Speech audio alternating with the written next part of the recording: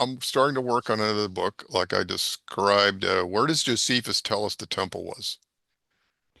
Because if you put all the pieces together, it's really hard to say it was anywhere else. So I'd like to read that one. And I'm also working on the third book of my series on Revelation. The third one's called Revelation Volume 3, The New Heaven and New Earth, mm, where I'm attempting to show from the Bible itself that the new heaven and new earth is not a physical new heaven and earth. It's the new covenant heaven and the new covenant earth that we live on today. So hopefully I'll have that out in we've heard 2026. so many different explanations about what the millennium thousand year reign is, and there's so many interpretations, and Yeah.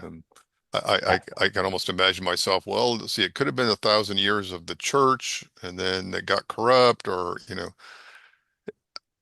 who knows, right?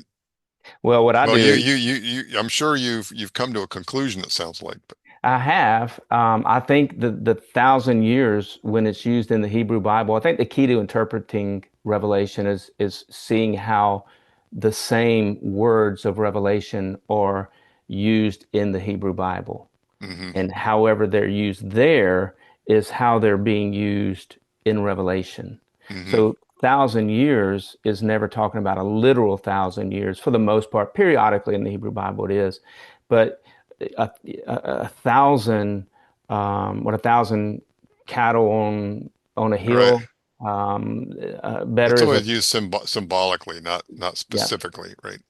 as a large amount. Right, a large So amount, right? rather than a specific amount, the way I see 1,000 years is the extension of the Hebrew uses of the word hour never meant 60 minutes.